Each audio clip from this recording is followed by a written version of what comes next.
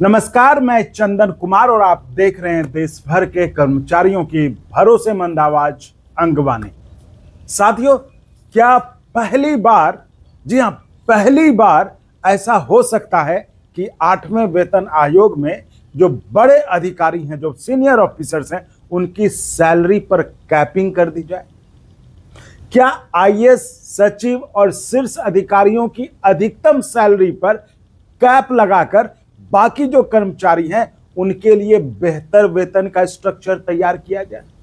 क्या इससे लाखों केंद्रीय कर्मचारियों, रेलवे कर्मचारियों, रक्षा कर्मियों, सीएपीएफ के भाइयों, डाक विभाग और पेंशनर्स को इसका फायदा मिल सकता है? तो आज हम इसी बड़ी खबर का पूरा विश्लेषण करेंगे, इसलिए इस वीडियो को आखिर तक जरूर देखिएगा।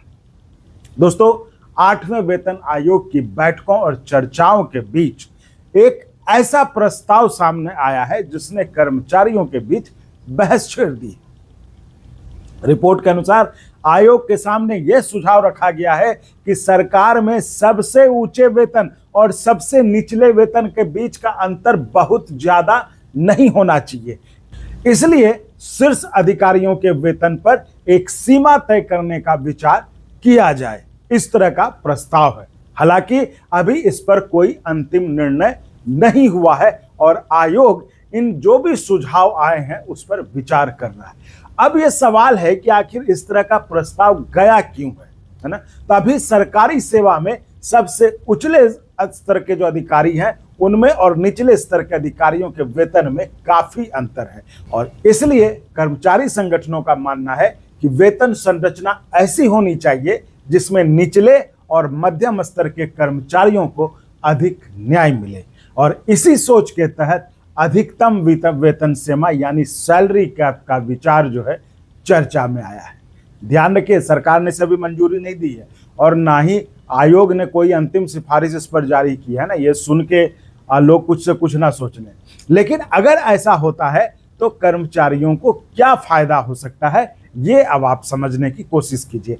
अगर वेतन संरचना में ऊपरी स्तर की वृद्धि सीमित रखी जाती है तो आयोग निचले और मध्यम स्तर के कर्मचारियों के वेतन सुधार पर अधिक ध्यान दे सकता है। यानी इसका फायदा क्या होगा? न्यूनतम वेतन में बेहतर बढ़ोतरी, पे मैट्रिक्स का पुनर्गठन, वेतन असमानता कम करने की कोशिश और पेंशन सुधारों पर भी इसका सकारात्मक असर पड़ेगा।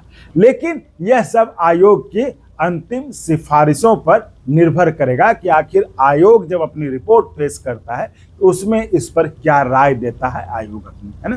साथियों, आप जानते हैं कि कर्मचारी संगठनों ने आयोग के सामने कई महत्वपूर्ण मांगे रखी हैं, खासकर एनसीजेसीएम ने।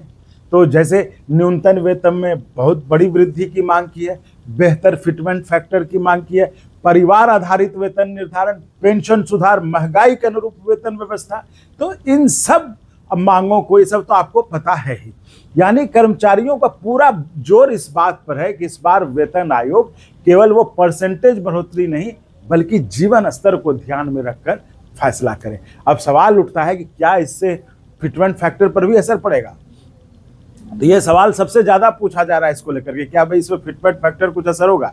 तो सच्चाई यह है कि अभी फिटमेंट फैक्टर पर कोई अंतिम निर्णय नहीं हुआ है और वो भी मैं आपको सबसे पहले बताऊंगा जब होगा।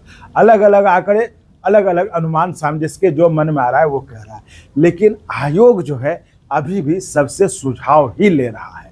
इसलिए सैलरी कैप और फिटमेंट फैक्टर दोनों पर अंतिम फैसला आयोग की रिपोर्ट के आने के बाद स्पष्ट होगा।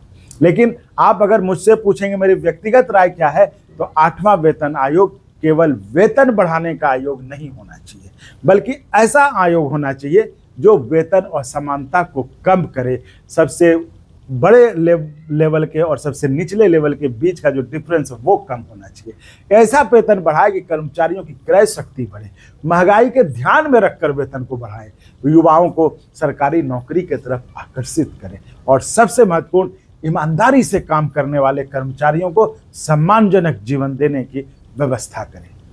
ये मुझसे पूछेंगे, मैं तो यही कहूंगा ये होना चाहिए वेतन आयोग से।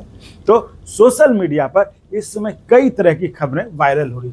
कोई कह रहा है कि फैसला हो गया, कोई कह रहा है कि वेतन तय हो गया, कोई कह रहा है फिटमेंट फैक्टर तय हो गया, कोई कह रहा है सब कुछ तय हो गया, कुछ बचा ही नहीं।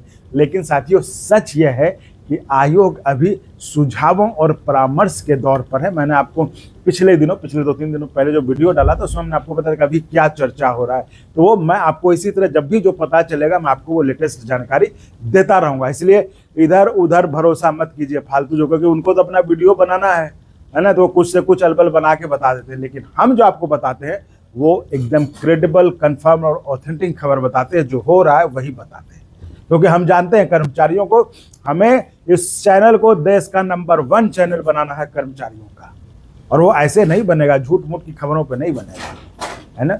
इसलिए इस बात का हम ध्यान रखते हैं, इसलिए इधर उधर के चक्कर में मत पड़िएगा। अंगवानी देखिए, सुनिए और यहाँ जो सुने निश्चिंत हो जाइए। इसलिए किसी भी वायरल पोस्ट पर भरोसा करने से पहले अंगवानी पर जरूर चेक कर लें, आधिकारिक जानकारी जरूर देख लें, आधिकारिक जानकारी उधर देख लें या फिर यहाँ से भी आप पूछ सकते हैं मैसेज के जरिए। ठीक है साथियों।